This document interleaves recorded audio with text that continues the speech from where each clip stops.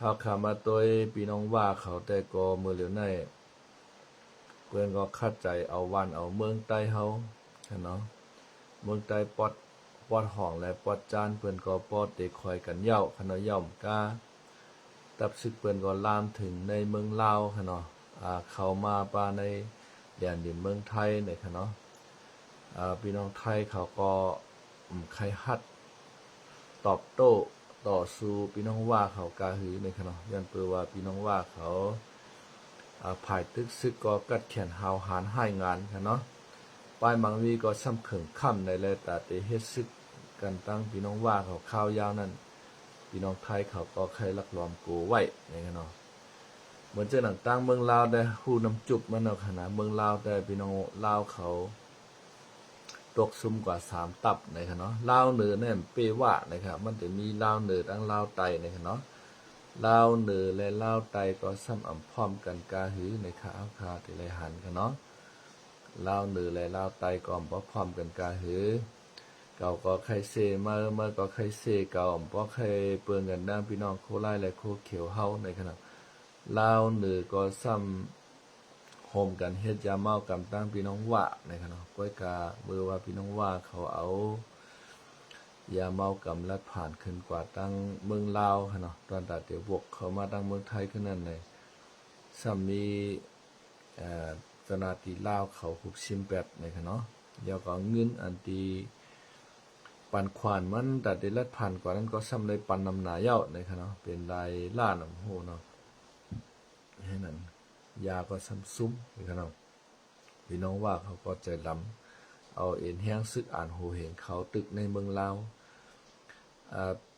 ซึกลาวในซุ้มกับ3ตับนะครับซุ้มกับ3ตับเปิ้นได้ก็เอ็นแห้งเปิ้นใหญ่วุ่นใหญ่ใหญ่วันใหญ่ขึ้นยาวนะครับเนาะเสื้อเปิ้นไปมีซึกก็เปิ้นคัดใจเฮ็ดซึกค่ะเนาะเสื้อเปิ้นไปมีเมืองก็คัดใจเอาวันเอาเมืองนะครับเนาะคัดใจเอาวันเอาเมืองที่ยาวค่ะเนาะจังอันเฮาขาเมืองใต้ในเจออันมีวานมีเมืองอยู่ซ้ำปล่อยวานปล่อยเมืองเฮาไว้ค่ะเนาะปันเปิ้นเอาไผไข่เอาไกไรก็เอาไผไข่ไรไกไรก็ไล่ปันเปิ้นตัดเอาเถือเอากะติ๊กๆในค่ะเนาะใส่ลีแน่แต่เด้อเสพี่น้องใต้เฮาเยาคายเนาะ พี่น้องใต้เฮาในใจลีนะในค่ะใจหมอหลู่หมอตันใจพาลาตะลาแคมหน้าในค่ะเนาะก้อยกาแคมในมันโหลมีแคมเมียวมันดีในโหลมีดีเมียวมันในค่ะเนาะอย่าไปฮือเปิ้นมาคือมาอยู่เหนือเฮือนเฮาเห็นแล้วเฮาคายปันแขกมานอนเหนือเฮือนเฮาเข้ามาคาแลปีศาจแน่เนาะขึ้นมาเหนือเฮือนเฮาคานะพอไปเลยอาบน้ำก็อาบน้ำให้คาพอไปเลยกินข้าวก็มาคาในค่ะเนาะพ้องพี่น้องแขกเขาขึ้นมาเหนือเฮือนเฮาค่ะเนาะพอแขกมายาวมาอาบน้ำอาบสังยาวในเปิ้นก็กินข้าวเจ้าเฮือนเฮาคาก็เอาพาเต็งกุยออกมาสื่อปันปานาเข่งพลาค่ะนะดีพาต้นดมนั้นพี่สร้างเนาะ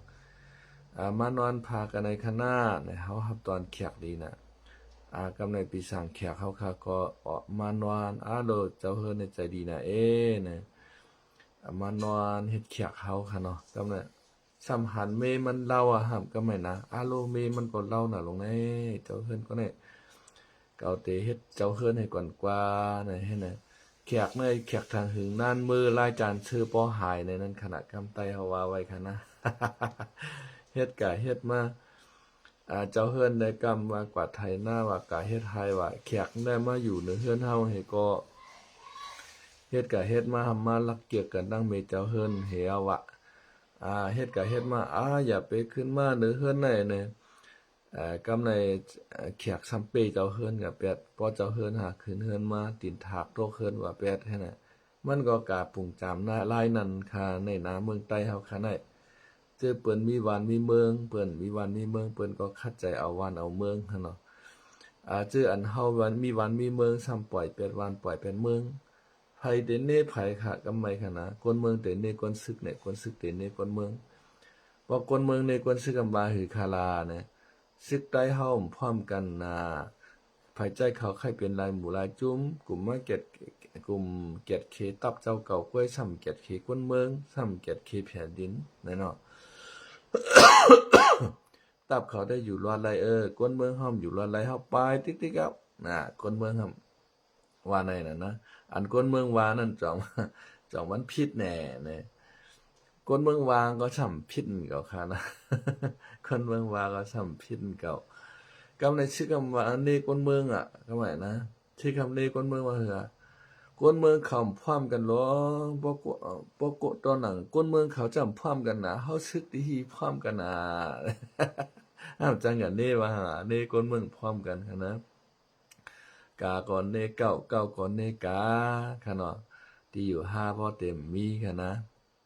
กำในกวนเมืองก็อ่อนกันปลายมาทางเมืองไทยอันไหนกันนะกวนเมืองเนี่ยอ่อนกันปลายมาทางเมืองไทย มาทางเมืองไทยในกำพองก็มาไหลหลีไหลเป็นกำปองมาก็ตุกขาตุกเนียดค่ะเนาะ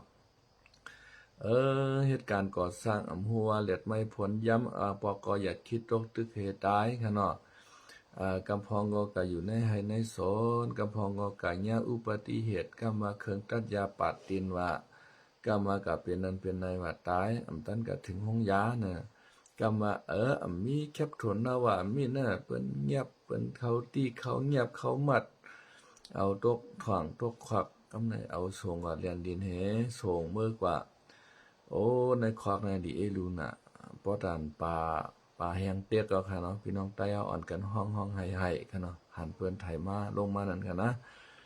กำในเปิ้นส่งเมื่อกับเรียนเล่นมันเขาก็ซ้ำไปหับเอาก็เฮ็ดซึกมัน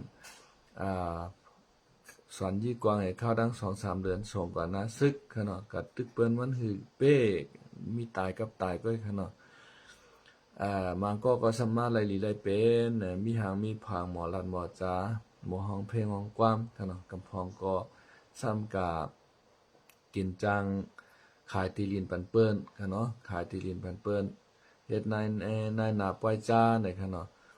เปิ้นซ้ำปันเวอร์เซ็นมันขณะพอสมมุติว่าเปิ้นปัน3%เนี่ยค่ะเนาะพอเฮาขายไร100เปิ้นได้ปันเฮา3ปยานั่นขนาดนะพอเฮาขายไร1เหงเปิ้นได้ปันเฮา30นั่นขนาดพอเฮาขายไร10,000เปิ้นได้ปันเฮา300นั่นขนาดพอเฮาขายไร100,000เปิ้นก็ปันเฮา3,000นั่นขนาดนะเปิ้นก็อ่อนกันก็หาพี่น้องคนไต้เฮาค่ะเนาะเจ้าของเนี่ยมันเป็นคนไทยค่ะนะอันที่ขายที่ดินในเมืองไทยอันเมื่อเหลียวในเป็นสุกซักยุ่งยากในค่ะนะเปิ้นทำกะหันว่าไต้เขาในเขามาเมืองไทยในมาหิเมาตีอยู่ตั้นเช้าเฮาอ่อนกันมาตัดที่ดินให้ขายจังนั้นจังไหนเปิ้นต่างเนื้อเพชรเนื้อแรงอันเฮากะเฮ็ดก็ทำต่างเนื้อเพชรเนื้อแรงบ่ต่างเนื้อแรงเปิ้นก็ซ้ำฮู้กับเขาทุเนาะมันก็สังว่าเมื่อในค่ะนะหาหน้าเนี่ยมันใกล้หูใกล้ตาเปิ้นขนาดกวนซิเก้ในมันนำหนาค่ะนะว่าในเมืองเปิ้นว่าในเมืองเฮาพอหันกวนเฮาเลยลีเลยเปลี่ยนในมันใครเอากันตกเอากันกวยนะค่ะกวนซิเก้กันใน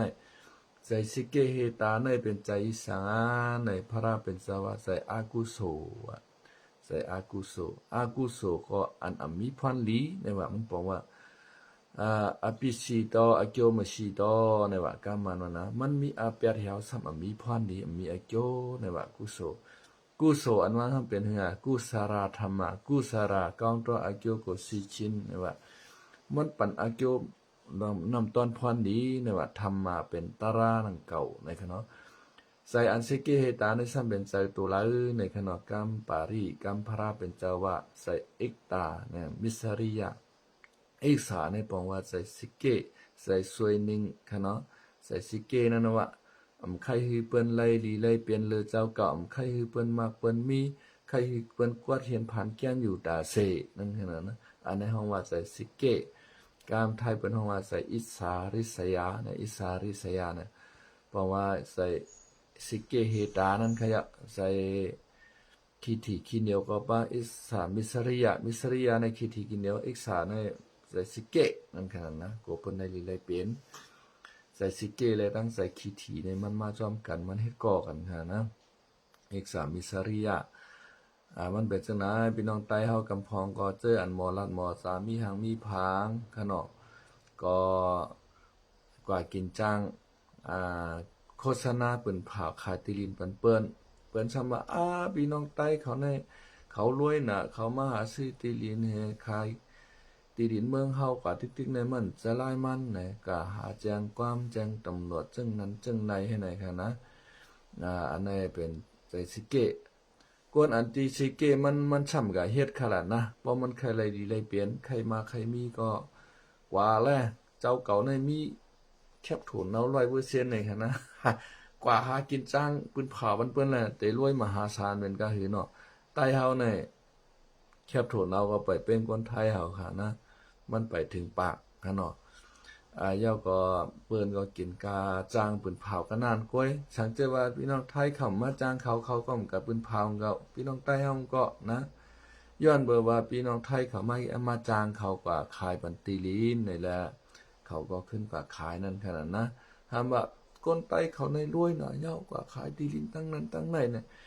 อันที่มาจ้างเขาก็ชับเปลี่ยนพี่น้องคนไทยกวยอย่างเก่ากวยกับอันใต้เฮามาซื้อตีลีนูเช่นนั้นก็เปิดว่าลูกล่างเปิ้นก็ไล่วัดไทยกะเปิ้นก็เอาโอนเป็นจือลูกเปิ้นมาอยู่ปียาวข้าวหึงเอาขามตุกขามยาขามตั้งเปิ้นเป้กินแดดไม่ผลย่ำกูเจอกูเมียวลูกเปิ้นล่างเปิ้นมาเกิดเมืองไทยมาก็จำหมอลกรรมใต้น่ะลูกเขาล่างเขานั่นค่ะนะก็เปิดว่าตั้งกฎหมายตั้งเมืองไทยเปิ้นก็มีว่าบ่มาปีนั้นปีไหนได้ไล่วัดไทยหน้าบ่ปอเมมาปีนั้นปีไหนแต่ไรวัดพื้นที่สูงหน้าในลูกอ่านในปอเมงไรวัดพื้นที่สูงปอลูกอ่านเกิดมาด่วนแต่ไรวัดไทยในกฎหมายเปิ้นมันมีอยู่ค่ะรู้นะเขาก็ซ้ำฮู้ว่าก้นกำพองฮู้กับสิเกเปิ้นก้อยฮู้กับสิเกเปิ้นพอเปิ้นไรลีไรเปลี่ยนมาเนี่ยคนใต้เขาก็หาขายที่ดินตั้งนั้นน่ะไอ้จ้องว่าปอเล่งเขาใจกะขายนั่นน่ะนะมันเฮ็ดบันการป้อเลี้ยงที่เตมันหลวมาไว้คนไตเฮาแทนขวัญคานะเนี่ยคนไตเฮาเนี่ยหาการมันป้อเลี้ยงเฮารู้หาเงินปันป้อเลี้ยงเฮาป้อเลี้ยงเฮาเลยมากเลยมีเลยหลีเลยเปลี่ยนของขนาดกวนอันตีไข่ขายตีลินนั่นก็มันเท่าหน่ะยาวลูกล่างก็ชวนใจตีลินมันมีไว้เหมือนจังหนึ่งให้ชวนหน้าจังไหนเตกะเฮ็ดเตก็มีเอ็นมีแฮงได้ยิบจากปึกจากไถนานั่นก็มันมีแฮงเย้าก็เตกะตัดไม้ตัดตอกกะตัดเยอะตัดยาคาแมงเจ้าไหนก็มันก็ใครมีแฮงลูกมันก็สนใจมันหาคนเฒ่าพี่น้องคนไทยกำพองก็ลูกล่างเฮาก็กว่าเหตุการณ์นอกวันนอกเมืองปุ่น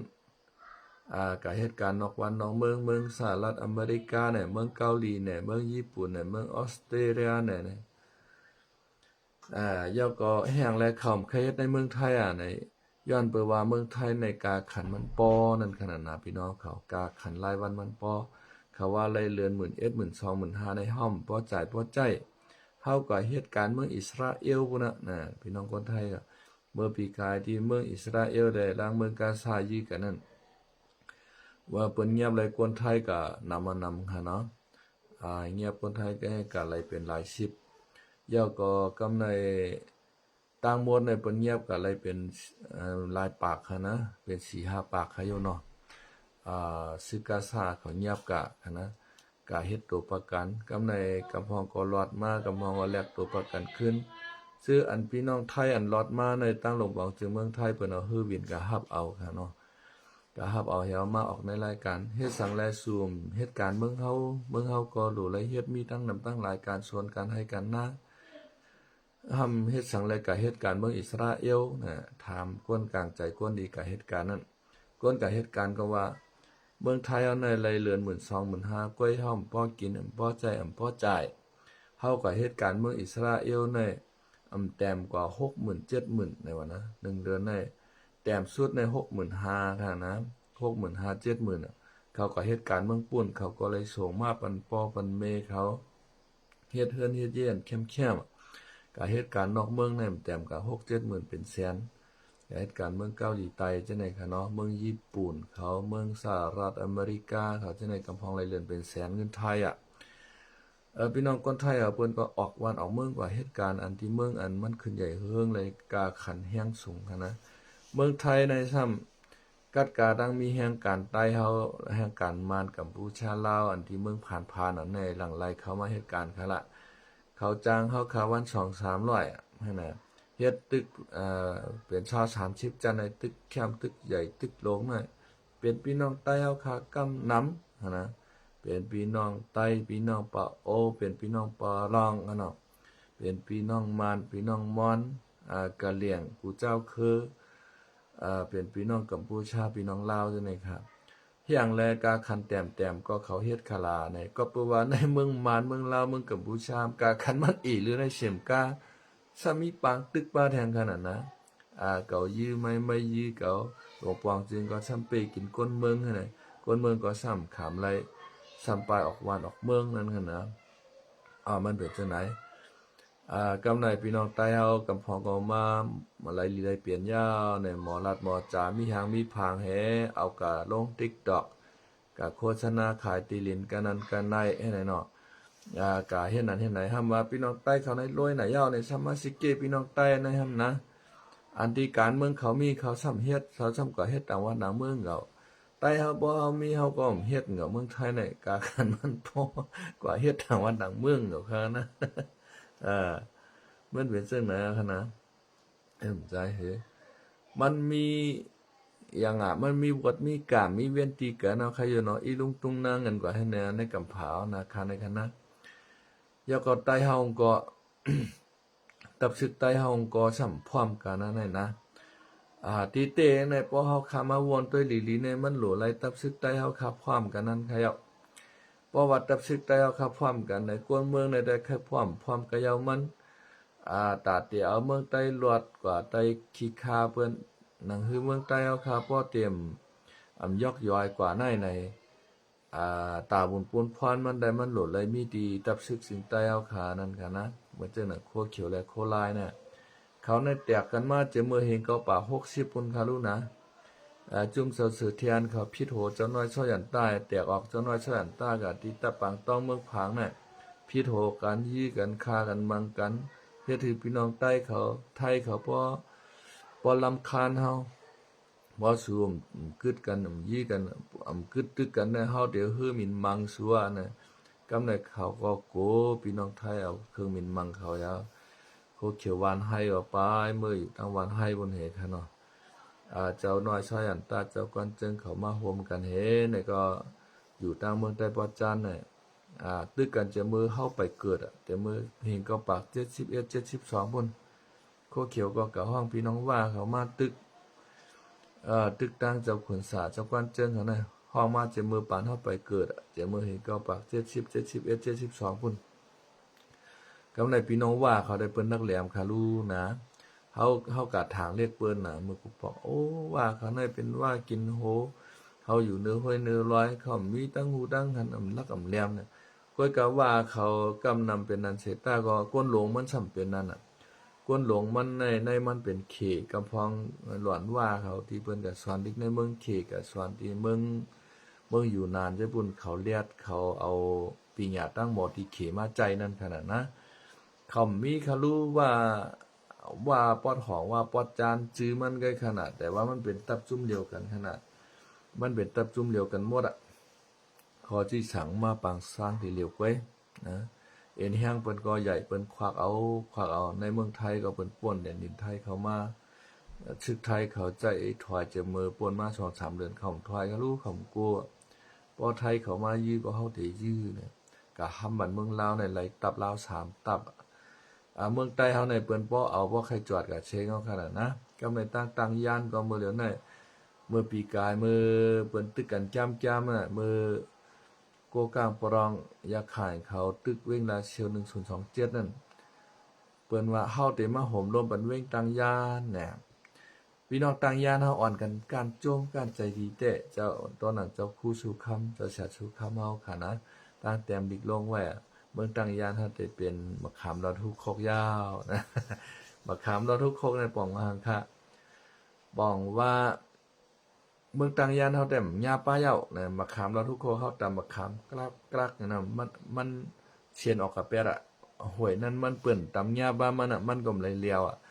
มันป้องว่าเมืองต่างยานเฮาได้หญ้าปางตึกยาวในพ่อแม่พี่น้องคนเมืองไรกะเกียนาวในเฮาก็การโจมเจ้าแฉชูคำว่าโจมถามว่าเปิ้นได้มาเอาผมลมบันเฮาหลาย มันมีต้นทุนขนาดเอียงก็ของพี่ไม่มีที่ในโลกในเท่านั้นของพี่ไม่มีในโลก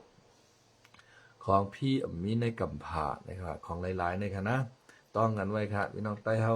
อย่าไปไกวเนี่ยโจมขนาดเปิ้นมาจอยเฮานั่น อาจ้องว่าเปิ้นใครมาไล่อย่างตีเฮาแทงเนี่ยเฮาไปว่นถึงเปิ้นได้เปิ้นหันไว้ดังนาเอาเฮากว่าเอาห่มลมบันพี่น้องเมืองตังยานเฮาเต็มเก็บซึกเฮาเต็มเฮ็ดนั้นเฮ็ดไหนเนี่ยมันหือเจอเมื่อป่นมา 2-3 วันเนี่ยเปิ้นนงเก็บซึกเอาขนาดนะป้อมมีกวนหลวงก็ได้เอาลูกอ่อนให้ไหนพี่น้องตังยานเฮาข่าวอ่อนกันเป็นน้ำหูน้ำตาขนาดนะก็มาเป็นหือคาละซึกใต้เฮา ซึกใต้เฮาจ่องปลาหูน้ำจุบมันค่ะ ก็เพราะว่าซึกใต้เฮาพร้อมกันขนาดซึกใต้เฮาตั้งห้องก็ซ้ำกับห้องเปิ้นมาดังจานเด็กๆขนาดนะมาเปกินก้นไตเฮามาลึกซึกไตเฮาที่ขนาดนะซึกไตตั้งห้องก็ว่าเปิ้นมาเอายาวในเปิ้นถอยเอาค่ะตั้งหลอกจอกอ่างตอกุนปันสันเน้นไล่ขาเมืองกึ่งในโตมันแดนงโคเขียวขนาด SSPP นี่ตั้งในมันฉ่ำเจอขนาดนะมันเป็นเรื่องนั้นน่ะก็เปิดว่าไต้เฮาพร้อมกันก้นเมืองพร้อมกันในกลุ่มกันนี่ก้นเมืองที่เป็นขนาดก้นเมืองได้มันมีกวางมีกลางมีหลักนักล่ะนะพิดกันก็พิดกันชบกันความพิดกันเนื้อเพชรเนื้อแรงกันนานก้อยหนาบอกคนซื้อเขาพิดกันในกองหาไทยกันกองจ้ากองมันกันหมากปีกล้วยหลั่นมันกันว่าในจึงกัดตกใส่ชังอันนั้นกวายตกใส่เฮิรนกวายตกใส่ลวดกวายตกใส่ก้ากวายเนาะตกใส่ก้นก็ขามันพอพูดโหมันพอพูดขนาดนะเปิ้นก็ปายตั้งวันทั้งเมืองขนาดนะมันขำอะไรล่ะ ว่าเจ้าหนังเมืองไทยเนี่ยตับซึกมันมีอันเดียวไว้ครับรู้เนี่ยเป็นเก่นแข็งภาคการเมืองมีเป็น30 ภาคพิดกันว่ากันหล่ากันในสภาในป้อมหู้นะเพื่อกับเมืองไทยเนี่ยมันแตกไรขนาดก็เพื่อว่าซึกมันเป็นอันเดียวเพราะว่ามันหัดแตกขาแตกมาซึกขึ้นมายืดเป็ดนี่นะมาหัดเป็ดในวันเจ้าข่อยหมอกข่อยเล็กเนี่ยมาหัดนั่นคือมันเต็มแตกกันขนาดนะวันเจ้านั่นนะเมืองไทยในเมืองกูปองในป่าที่เสือเหลืองเสือเหลียงในจ้อมหน่ะโลยาสันนั่นเดกังใจในก้นบ่กามไรรถก้ากามไรเนี่ยไปมังมีปตกขนาดกำเรียนชุดมาเหียในปอดด้วยเฮายับเดห้ำกันมังกันจ้ามเตียวในก็ซึกในมายึดอาณาจึงเมืองกับเปียดขนาดนะเฮ็ดนั้นเฮก็จองไปเอากัดเย็นมากขึ้นเฮ็ดไหนนั่นน่ะมันโหลอะไรเปลี่ยนจังนั้นเขาทึกใจเฮาในมันใจหลงเก่าก็แก่เมื่อก็แก่เก่าตั้งจุ่มไม่ตั้งมาจุ่มให้ไหนพอมีก้นเมืองได้ลุกเต้มาเอากว่าทิกๆก้อยกระช่ำเอาห่มลมก้นเมืองไหนก้นเมืองก็คือขามไล่เปิ้นก็ไปออกวันออกเมืองดิๆค่ะนะตามห่วงบุญก็พี่น้องว่าเขาพี่น้องโกกลางเขาพี่น้องปรองเขาเปิ้นก็เอาลงมาดิๆค่ะนะตั้งจานในก็กำในพี่น้องปรองเขาเลยตั้งซึกมวนเขาโฮมกันเดตึกม่านRMA นั่นค่ะนะ TNLA แล้ว โฮมกันแล้วก็ปืนเผาเดตึกม่านกับจ้อมกันนะตั้งจานเนี่ยก็ตั้ง PDF เขา5เขียน TF ในขึ้นมาดังสีเสียงปังร้องเต็มมาฮัมแบบมันตองกี้นะตั้งจานก็เปิ้นหีบขึ้นมาตั้งห้องก็เปิ้นเอาลงมาติ๊กๆกันในเมืองใต้เฮาตอนดัดใต้เฮาเตกึดกันละบ่ซึกใต้เฮาพร้อมกันค่ะเนาะว่าเดี๋ยวจะซึกใจชูก็มาฮอดถึงเกียงใหม่ค่ะเนาะมาเข้าโฮมปล่อยขอบ25 ปีซุ่มหลอนหนุ่มใต้ในค่ะเนาะที่เมืองไทยอันที่เจ้าตาอู้เขาจัดคืนนั้นค่ะเนาะลองเล่นแห้งปิดหมักนางกันใช่ไหมคนใต้เฮาขาก็มุงมังใครเขาเจ้าโฮมกันพร้อมกันใครเอาเมืองใต้ปลดปล่อยรอดแล้วก้อนคอนั่นขนาดนะรอดแล้วก้อนขอก็เฮาขาก็ว่าใครเขาเจ้าเนี่ย2 จุ่มในมาโฮมกันก้อยคาละมันแต่ไรเฮกแกดเคกังปันนางดินเมืองใต้เฮาซื้อคือใต้เฮาขนาดนะเฮ็ดซึกยาวเนี่ยตับซึกเฮาหลอดเดียวอยู่เสตาหลอดเพอยู่เสตาพอกวนเมืองหลอดเพกวนเมืองก็ติปลายดิกๆขนาดนะพอกวนเมืองปลายมีกวนเมืองเนี่ยก็ตาเด็กกะหับการซื้อก็ซ้ำมีเผอกะหาบเอาขนาดนะกำลังชุดมาตับซึกก็แห้งโอนแห้งอ่อนค่ะเนาะมีกวนเล่งเขาตับซึกมีกวนก็เฮ็ดซึกเนี่ยก็กำลังชุดมา